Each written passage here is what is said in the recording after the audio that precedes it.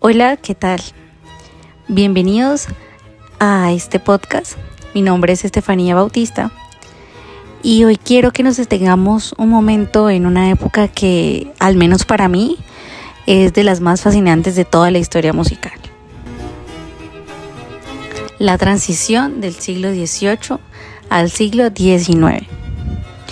Fue una etapa llena de revoluciones, descubrimientos, contradicciones y también una enorme efervescencia creativa.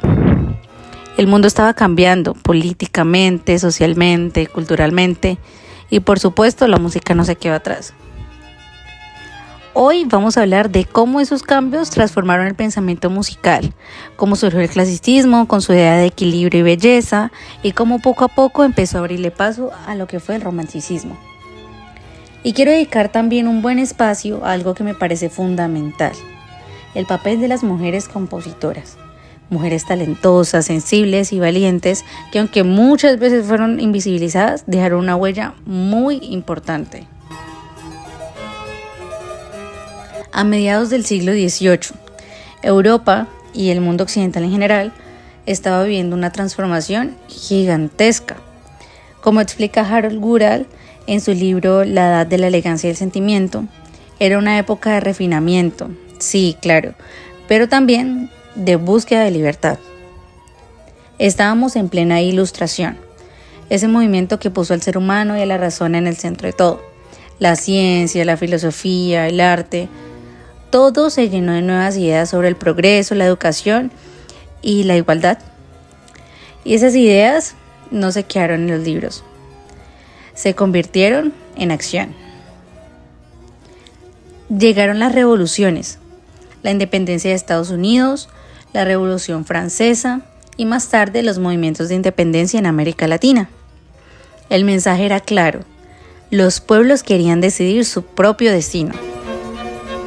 Peter Griffith lo llama el tiempo abrazado. Y me encanta esa expresión porque sugiere que la música, las emociones y la sociedad estaban profundamente conectadas. Todavía se movía al mismo ritmo. En medio de ese contexto surge lo que fue el clasicismo musical. Y este estilo, más que una ruptura, fue una especie de punto de equilibrio entre la razón y la emoción.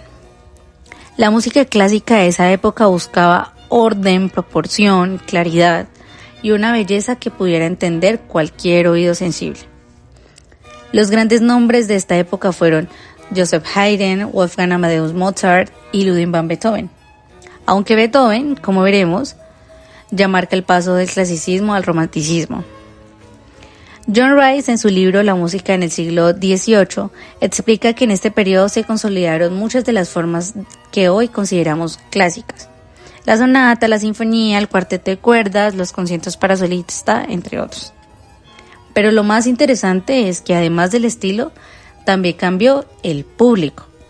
Antes la música era un lujo reservado para la aristocracia, pero con la ilustración y el ascenso de la burguesía las cosas empezaron a democratizarse.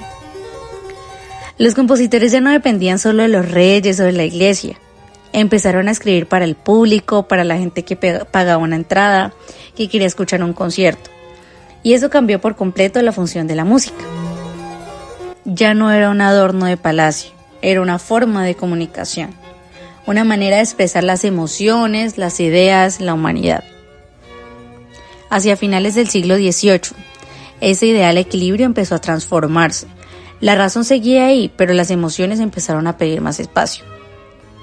María Polo, en el clasicismo musical y los primeros compases románticos, dice que en este momento surge una nueva sensibilidad, más íntima, más emocional, más humana. Y claro, aquí aparece Beethoven, el gran puente entre dos mundos. Griffith lo llama el sordo y el cantante, porque aunque perdió la audición, su música se volvió más intensa y por supuesto más libre.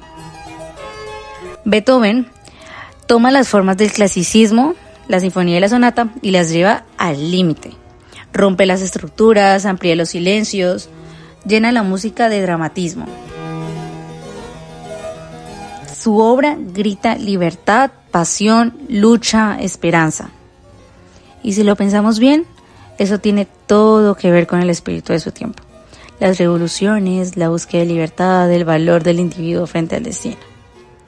El paso del clasicismo al romanticismo no fue solo un cambio de estilo, fue un cambio de la forma de sentir el mundo.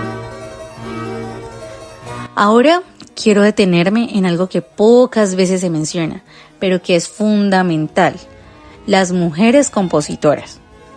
Cuando pensamos en el clasicismo solemos nombrar a Haydn, Mozart, Beethoven, pero lo cierto es que también hubo mujeres componiendo, enseñando, tocando y hasta dirigiendo. El problema era el acceso.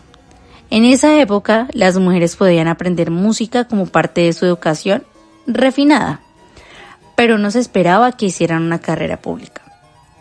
Aún así, algunas lograron destacarse. Por ejemplo, María Anna Mozart, conocida como Nannerl, la hermana de Wolfgang. Fue talentosa como él. Tocaban juntos en las giras familiares, pero cuando creció, la sociedad le cerró las puertas. No podía seguir viajando ni componiendo profesionalmente porque no era propio de una mujer. Y aún así, su talento y su oído musical fueron excepcionales, que hasta era admirada por su hermano. También está María von Martínez, discípula de Haydn, compositora de sonatas, misas y sinfonías. Su casa en Viena era un punto de encuentro cultural donde se reunían músicos e intelectuales. Y eso para una mujer en el siglo XVIII era algo verdaderamente notable. Ahí podemos ver el respeto que ella imponía. Y no podemos olvidar a Hélène de Montgerould, pianista y compositora francesa que sobrevivió a la Revolución Francesa. Literalmente sobrevivió. Su música era tan expresiva que muchos dicen que anticipó el romanticismo. Al escucharla, uno siente que está mucho más cerca de Chopin que de Mozart. Estas mujeres demostraron que el talento no tiene género, aunque el reconocimiento sí. Y hoy, poco a poco, sus obras se están volviendo a sonar, recuperando el lugar que merecen. Así que, si lo pensamos, esta transición del siglo XVIII al XIX fue mucho más que un cambio de fechas. Fue una revolución de las ideas, de la política y también del arte. El clasicismo representó el equilibrio y la razón, pero también sembró la semilla de algo más profundo: la emoción, la libertad creativa, la búsqueda de identidad. A mí me gusta pensar que la música de esa época fue como un espejo del mundo. Reflejaba una humanidad que despertaba, que se cuestionaba, que soñaba con ser libre. Y en esa historia, las mujeres también estaban ahí.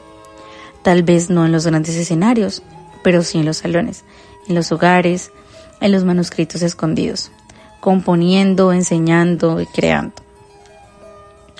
Así que cuando escuchemos una sinfonía de Haydn o una sonata de Beethoven, también pensemos en esas otras voces, las que sonaban en silencio, pero que hicieron parte del mismo cambio. Gracias por acompañarme en este viaje por la historia de la música. Soy Estefanía Bautista y esto fue Transición del siglo XVIII al XIX, revoluciones, cambios y mujeres compositoras en el clasicismo musical. Hasta la próxima.